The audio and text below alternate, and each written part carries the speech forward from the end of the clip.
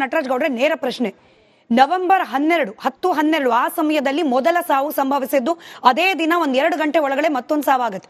ಇಲ್ಲಿವರೆಗೂ 5 ಸಾವು. ಮುಖ್ಯಮಂತ್ರಿಗಳನ್ನ ಇವತ್ತು ಪ್ರಶ್ನೆ ಮಾಡಿದಾಗ ರಿಯಾಕ್ಟೇ ಮಾಡಲಿಲ್ಲ. ನೀವು ಗಮನಿಸಿದ್ರಿ ಅನ್ಕೊಳ್ತೀನಿ. ಯಾವಾಗ ಬೆಳಗ್ಗಿನಿಂದ ಸಂಜೆವರೆಗೂ ಸುದ್ದಿ ಪ್ರಸಾರ ಮಾಡಿ ನಂತರದಲ್ಲಿ ಮೈಕ್ ಹಿಡಿತೀವಿ, ಆಗ ಹೇಳ್ತಾರೆ ಸಾವು ಬೇರೆ ಬೇರೆ ಕಾರಣಕ್ಕಾಗಬಹುದು, ಯಾಕಾಗಿದೆ ತಿಳ್ಕೊಳ್ತೀವಿ. ನವೆಂಬರ್ 12ರಿಂದ ಸರ್, ನವೆಂಬರ್ 12ರಿಂದ ಡಿಸೆಂಬರ್ 6 ಇವತ್ತು ಏನಾಗಿದೆ ಅಂತ ತಿಳ್ಕೊಳ್ಳಿಕ್ಕೆ ಮುಖ್ಯಮಂತ್ರಿಗಳಿಗೆ ಪುರ್ಸೊತ್ತಿಲ್ಲ ಅಂತಂದ್ರೆ ಅಷ್ಟೇನ್ ಬಿಸಿ ಸರ್? ಏನ್ ಅಷ್ಟು ಬಿಸಿ ಮುಖ್ಯಮಂತ್ರಿಗಳು? ಇಲ್ಲ, ತನಿಖೆಗೆ ಬಿಟ್ಟಿದ್ದಾರೆ. ಒಂದು ನೋಡಿ, ಈ ರಾಜೀವ್ ಗಾಂಧಿ ಆರೋಗ್ಯ ವಿವಿ ಇದೆಯಲ್ಲ, ಅದರೊಳಗೆ ಪರಿಣಿತರ ತಂಡ ಹೋಗಿ ಅದನ್ನು ಪರಿಶೀಲನೆ ಮಾಡಿ ಒಂದು ವರದಿಯನ್ನು ಕೂಡ ಕೊಟ್ಟಿದೆ. ಇದು ಯಾವ ಕಾರಣಕ್ಕಾಗಿ ಈ ಥರ ಸಾವಾಗಿದೆ ಅಂತ ನೋಡಿ. ವಾರ್ಷಿಕವಾಗಿ ಬಾಣಂತಿಯರು ಸಾವುಗಳು ಬಂದು ಸುಮಾರು ಒಂದು 700-800 2020ರಲ್ಲಿ 800 ಜನ, 2021ರಲ್ಲಿ 750 ಜನ, ಈ ಥರ ವಾರ್ಷಿಕವಾಗಿ ಆಗ್ತಾ ಇದೆ. ಈ ವರ್ಷನೂ ಕೂಡ ಸಾವುಗಳು ಆಗಿದ್ದಾವೆ. ಕಾರಣಗಳು ಏನೇನು ಇರ್ತವೆ, ಕಾಂಪ್ಲಿಕೇಶನ್, ಮೆಡಿಕಲ್ ಕಾಂಪ್ಲಿಕೇಶನ್ ಇರ್ತವೆ. ಅದನ್ನು ಒಂದು ತಜ್ಞರು ನೋಡಿದಾಗ ಆ ಆಸ್ಪತ್ರೆಯ ಸಿಬ್ಬಂದಿಯಿಂದ ಯಾವುದು ಅನಾಹುತಗಳಾಗಿಲ್ಲ, ಶಸ್ತ್ರಚಿಕಿತ್ಸೆ ಕರೆಕ್ಟಾಗಿ ಮಾಡಿದ್ದಾರೆ, ಅಲ್ಲಿ ಗುಣಮಟ್ಟದ ಡಾಕ್ಟರ್ಗಳಿದ್ದಾರೆ, ಅವೆಲ್ಲ ಬಂದಿದೆ. ಅನುಮಾನ ಯಾವುದ್ರ ಮೇಲೆ ಬಂದಿದೆ ಅಂದರೆ ಒಂದು IV ಲ್ಯಾಕ್ಟೇಸ್ ಡ್ರಗ್ ಮೇಲೆ ಬಂದಿದೆ, ದ್ರಾವಣದ ಮೇಲೆ ಬಂದಿದೆ. ಆ ದ್ರಾವಣ ಸಪ್ಲೈ ಮಾಡಿದವರು ಯಾರು? ಒಂದು ಪಶ್ಚಿಮ ಬಾಂಗ ಫಾರ್ಮಸ್ಯೂಟಿಕಲ್ಸ್ ಅಂತ ಯಾವುದೋ ಒಂದು ಕಂಪನಿ. ಅದು 192 ಬ್ಯಾಚ್ಗಳ ದ್ರಾವಣವನ್ನ ಯೋಗ್ಯವಲ್ಲ ಉಪಯೋಗಿಸ್ಲಿಕ್ಕೆ ಅಂತ ರಾಜ್ಯ ಸರ್ಕಾರ ಒಂದು ತೀರ್ಮಾನ ಮಾಡಿ ಇಲ್ಲಿ ಡ್ರಗ್ ಕಂಟ್ರೋಲು ಮಾಡಿದ್ದಾಗ, ಕೇಂದ್ರ ಸರ್ಕಾರದ ಅಡಿಯಲ್ಲಿ ಬರ್ತಕ್ಕಂತಹ CDL ಡ್ರಗ್ ಏನು ಕಂಟ್ರೋಲ್ ಇದೆ ಅವರು ಅದನ್ನು ಉಪಯೋಗಿಸ್ಬೋದು ಅಂತ ಒಂದು ವರದಿ ಕೊಟ್ಟಿದ್ದಾರೆ. ಕೇಂದ್ರ ಸರ್ಕಾರದ ಅಡಿಯಲ್ಲಿ ಬರ್ತಕ್ಕಂತಹ ಲ್ಯಾಬೊರೇಟರಿ ಉಪಯೋಗಿಸ್ಬೋದು ಅಂತ ಕೊಟ್ಟಾಗ ಇಲ್ಲಿ ಅದನ್ನ ಅನುಮತಿ ಕೊಟ್ಟು ಉಪಯೋಗಿಸಿದ್ದಾರೆ. ದೆಹಲಿಯ ಜಂತರ್ ಮಂತರ್ ಹೋಗಿ ಈ ವಿಚಾರಕ್ಕೆ ಪ್ರತಿಭಟನೆ ಮಾಡಿದ್ರೆ ನಾವು ಗಮನಿಸಲೇ ಇಲ್ಲ. ಇದನ್ನ ಹಣ ಬೇಕು, ಅನುದಾನ ಬೇಕು ಅಂತ ಹೋಗಿ ಪ್ರತಿಭಟನೆ ಮಾಡಿದ್ರಿ. ಬಾಣಂತಿಯರ ಸಾವಲ್ವಾ? ಈ ಪ್ರಾಣಕ್ಕೆ ಬೆಲೆ ಇಲ್ವಾ? ಕೇಂದ್ರ ಸರ್ಕಾರ ಮೋಸ ಮಾಡ್ತು ಅಂತ ಧ್ವನಿ ಎತ್ತಾನೆ ಇಲ್ಲ. ಮಾಧ್ಯಮಗಳ ರಿಯಾಕ್ಷನ್ ಕೇಳಿದಾಗ ಮಾತನಾಡ್ತೀರಿ ನಟರಾಜ್ ಗೌಡ್ರೆ. ನಿಮ್ ಪಕ್ಷದ ದೊಡ್ಡ ನಾಯಕರು ದೆಹಲಿ ಫ್ಲೈಟ್ ಟಿಕೆಟ್ ಸಿಕ್ತಿಲ್ವಾ? ಜಮೀರ್ ಅವರ ಪ್ರೈವೇಟ್ ಜೆಟ್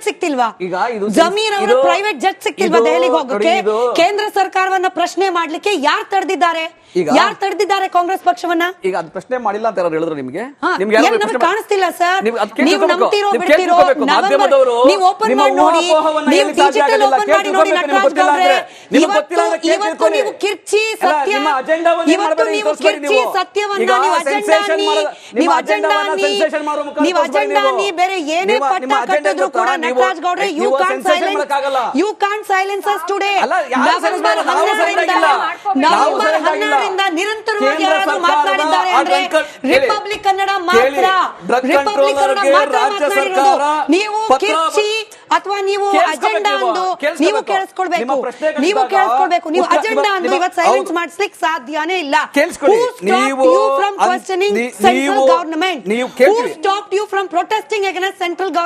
ಮಾಡಿ ಪ್ರತಿಭಟನೆ ಇದಕ್ಕೆ ಯಾರು ಬಿಟ್ಟರು ನಿಮ್ಮನ್ನ? ಯಾರು ತಡೆದ್ರು ನಿಮ್ಮನ್ನ? ಕರೆಕ್ಟ್ ಆಗಿದೆ. ನಾವು ಕೂಡ ರಾಜ್ಯ ಸರ್ಕಾರ ಕೇಂದ್ರ ಸರ್ಕಾರದ ಡ್ರಗ್ ಕಂಟ್ರೋಲರ್ಗೆ ಪತ್ರವನ್ನ ಬರೆದು ಅದಕ್ಕೆ ಮಾಡ್ತಾರೆ. ಅದು ಏನಂದ್ರೆ ಈ ವೈದ್ಯಕೀಯ ವಿಷಯಗಳಲ್ಲಿ ವಿವಿಧ ರೀತಿಯ ಕಾಂಪ್ಲಿಕೇಶನ್ ಇರ್ತದೆ. ಅದು ನಾವು ಸೆನ್ಸೇಷನ್ ಮಾಡಿ ಗೊಂದಲ ಮೂಡಿಸ್ಲಿಕ್ಕೆ, ಸಾರ್ವಜನಿಕರಿಗೆ ಗೊಂದಲ ಮೂಡಿಸ್ಲಿಕ್ಕೆ ಸಾಧ್ಯ ಆಗೋದಿಲ್ಲ. ಆದ್ರೆ ರಾಜ್ಯ ಸರ್ಕಾರ ಒಂದು ವರದಿಯನ್ನು ಕೂಡ, ಯಾವುದು ರಾಜೀವ್ ಗಾಂಧಿ ಆರೋಗ್ಯ ವಿವಿಯಿಂದ ಒಂದು ವರದಿಯನ್ನು ತೆಗೆದುಕೊಂಡು, ಎರಡನೇದು ಕೇಂದ್ರ ಸರ್ಕಾರದ ಅಡಿಯಲ್ಲಿ ಬರ್ತಕ್ಕಂತಹ ಡ್ರಗ್ ಕಂಟ್ರೋಲರ್ಗೂ ಕೂಡ ಪತ್ರವನ್ನು ಬರೆದು ಇದು ನೀವು ಹೆಂಗೆ ಅನುಮತಿ ಕೊಟ್ರಿ, ಈಗ ಅನುಮಾನ ಬರ್ತಾ ಇರತಕ್ಕಂಥದ್ದು ಈ ಲ್ಯಾಕ್ಟೇಸ್ IV ದ್ರಾವಣದಿಂದ ಅನುಮಾನ ಬರ್ತಾ ಇದೆ. ಅದ್ರ ಬಗ್ಗೆ ನಾವು ತನಿಖೆಯನ್ನು ಮಾಡಬೇಕಲ್ಲ. ಇವತ್ತು ಕೂಡ ಉಷಾ ಮೇಡಮ್ ನಾವು ಕೇಂದ್ರ ವರ್ಸಸ್ ರಾಜ್ಯ, ನೆರೆ ಬಂದಿದೆ ಕೇಂದ್ರ ವರ್ಸಸ್ ರಾಜ್ಯ, ಬಾಣಂತಿಯರ ಹೆಣ ಬೀಳ್ತಿದೆ ಕೇಂದ್ರ ವರ್ಸಸ್ ರಾಜ್ಯ ಅಂತ ಮಾತಾಡ್ತೀವಿ. ನಾವು ಬಿಜೆಪಿಗೂ ಹೇಳ್ತೀನಿ, ನಟರಾಜ್ ಗೌಡ್ರೆ ನಿಮ್ ಪಕ್ಷಕ್ಕೂ ಹೇಳ್ತೀನಿ, ರಾಜ್ಯದ ಜನ ನಿಮ್ಮ ಈ ವಾದವನ್ನ ಚೀತು ಅನ್ನೋ ನೀವು ಬಿಜೆಪಿಯವರು ಕಾಂಗ್ರೆಸ್ನವರು, ಉಷಾ ಮೇಡಮ್ ಬರ್ತೀನಿ, ಬಿಜೆಪಿಯವರು ಕಾಂಗ್ರೆಸ್ನವರು ಇಬ್ರು ಕೂಡ ಈ ಕೇಂದ್ರ ರಾಜ್ಯ ಸ್ಟಾಪ್ ಮಾಡದೆ ಹೋದ್ರೆ ಜನ ನಿಮ್ಮನ್ನ ರಸ್ತೆಯಲ್ಲಿ ಪ್ರಶ್ನೆ ಕೇಳ್ತಾರೆ. ಇವತ್ತು ನಾವು ಮಾಧ್ಯಮದಲ್ಲಿ ಕೇಳ್ತಿದೀವಿ, ಜನ ರಸ್ತೆಯಲ್ಲಿ ಪ್ರಶ್ನೆ ಅಲ್ವಾ ಉಷಾ ಮೇಡಮ್? ಕೇಳೋದಿಲ್ವಾ ಜನ?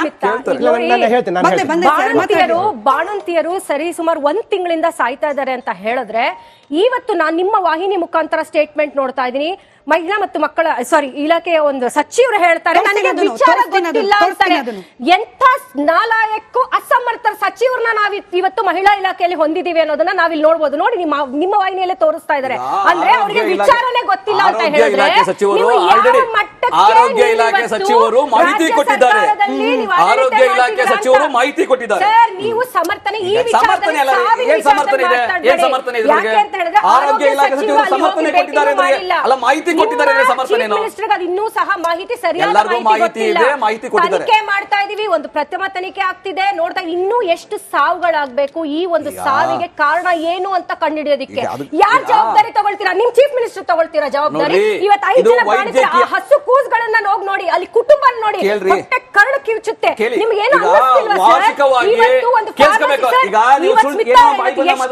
ದೆಹಲಿಯಲ್ಲಿ ವಾರ್ಷಿಕವಾಗಿ 3,000 ಜನ ಮಕ್ಕಳು ಸಾಯ್ತಾ ಇದ್ದಾರೆ. ಕರ್ನಾಟಕದಲ್ಲಿ ವಾರ್ಷಿಕವಾಗಿ 10,000 ಮಕ್ಕಳು ಸಾಯ್ತಾ ಇದ್ದಾರೆ. 10,000 ಮಕ್ಕಳು ಸಾಯ್ತಾ ಇದ್ದಾರೆ. ವಾರ್ಷಿಕವಾಗಿ 750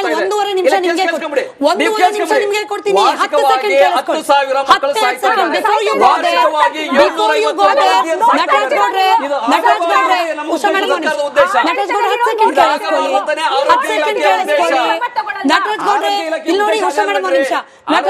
ಐ ರಿಕ್ವೆಸ್ಟ್ ಯು, ಕೈ ಮುಗಿದು ಬೇಡ್ಕೊಳ್ತೀನಿ, ಇವತ್ತು ನೀವು ಬಿಜೆಪಿಯವರು ನಿಮ್ಮ ಹಳೆ ವಾದ ಇದೆಯಲ್ಲ, ಕೇಂದ್ರ ಸರ್ಕಾರ ಬಿಜೆಪಿ ನೇತೃತ್ವದಲ್ಲಿ ಇಷ್ಟ ಆಯ್ತು, ಕಾಂಗ್ರೆಸ್ ದಯವಿಟ್ಟು ಅದು ಬೇಡ, ದಯವಿಟ್ಟು ಈ ವಿಚಾರದಲ್ಲಿ ಬೇಡ, ಮಹಿಳೆಯರ ಸಾವಿನ ವಿಚಾರದಲ್ಲಿ ನಟರಾಜ್ ಗೌಡ್ರೆ ದಯವಿಟ್ಟು ಕೇಂದ್ರ ರಾಜ್ಯ ಬೇಡ. ನಾವು ಈ ರಾಜ್ಯದ ಜನ ವೋಟ್ ಹಾಕಿ ಗೆಲ್ಲಿಸಿರೋದು ಕಾಂಗ್ರೆಸ್ ಪಕ್ಷವನ್ನ. You speak about the Congress responsibility, you kindly speak about the Congress responsibility.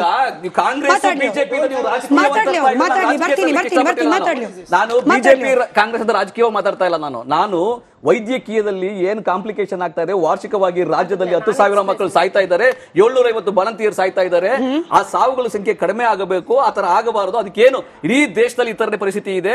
ಆದ್ರೆ ಈ ತರ ಯಾವುದೋ ಒಂದು ನಮಗೆ ಸಂಖ್ಯೆ ಬಂದಾಗ, ಯಾವುದೋ ದ್ರಾವಣದಿಂದ ಸಾವಾಗ್ತದೆ ಅಂತ ಸಂಖ್ಯೆ ಬಂದಾಗ ಆ ತನಿಖೆಯನ್ನು ಮಾಡಿ ಲ್ಯಾಬೊರೇಟರಿ ಮುಖಾಂತರ ಅದನ್ನ ಏನು ವಸ್ತುಸ್ಥಿತಿ ತಗೊಂಡು ಆಮೇಲೆ ನಾವು ಪ್ರತಿಕ್ರಿಯೆ ಕೊಡಬೇಕಾಗ್ತದೆ. ಕೇಂದ್ರ ಸರ್ಕಾರದ ಅಡಿಯಲ್ಲಿ ಬರ್ತಕ್ಕಂತಹ ಲ್ಯಾಬೊರೇಟರಿ ಅದಕ್ಕೆ ಆ ಬ್ಯಾಚ್ಗಳ ದ್ರಾವಣವನ್ನು ಉಪಯೋಗಿಸಬಹುದು ಅಂತ ಹೇಳಿ ಅದಕ್ಕೆ ಎಂಡೋರ್ಸ್ ಮಾಡಿರ್ಬೇಕಾದ್ರೆ ರಾಜ್ಯದಲ್ಲಿ ಅದು ಉಪಯೋಗ ಆಗಿದೆ. ಸೊ ಇದು ಹೇಳ್ತಾ ಇರ್ತಕ್ಕಂಥದ್ದು ಇನ್ನೂ ಚೆನ್ನಾಗಿ ಕೆಲಸ ಮಾಡಬೇಕು. 150 ಸುದ್ದಿ, 120 ಇಂಪ್ಯಾಕ್ಟ್. ಸೂಪರ್ 3 ಇಲ್ಲೇ ಡ್ರಾ, ಇಲ್ಲೇ ಬಹುಮಾನ. ಮಾಧ್ಯಮ ಇತಿಹಾಸದಲ್ಲೇ ಮೊದಲು ಪರಿಹಾರ ಪತ್ರಿಕೋದ್ಯಮ.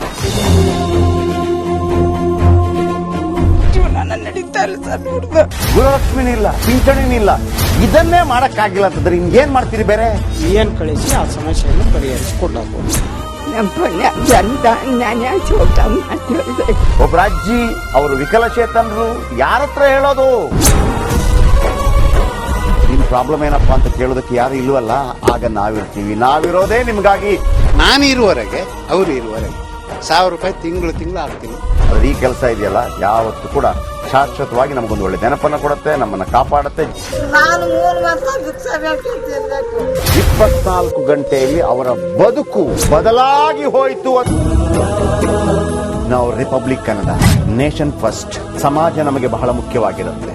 ನಾವು ಆ ಜಾತಿ ಈ ಜಾತಿ ಅಂತ ನೋಡೋದಿಲ್ಲ. ಸಮಾಜದ ಕಟ್ಟ ಕಡೆ ವ್ಯಕ್ತಿ ಯಾರಿರ್ತಾನೆ, ಅದು ಯಾವುದೇ ಜಾತಿಯವನಾಗಿರ್ಬೋದು, ಯಾರ ಕಷ್ಟದಲ್ಲಿದ್ದಾನೆ ಅವನ ಪರವಾಗಿ ಧ್ವನಿ ಇರ್ತೇವೆ. ಕನ್ನಡಕ್ಕೆ ಧನ್ಯವಾದ. ನಾವು 1 ವರ್ಷದ ನಿರ್ಭೀತ ಪತ್ರಿಕೋದ್ಯಮ ರಿಪಬ್ಲಿಕ್ ಕನ್ನಡ, ಇದು ನಿಮ್ಮ ಧ್ವನಿ.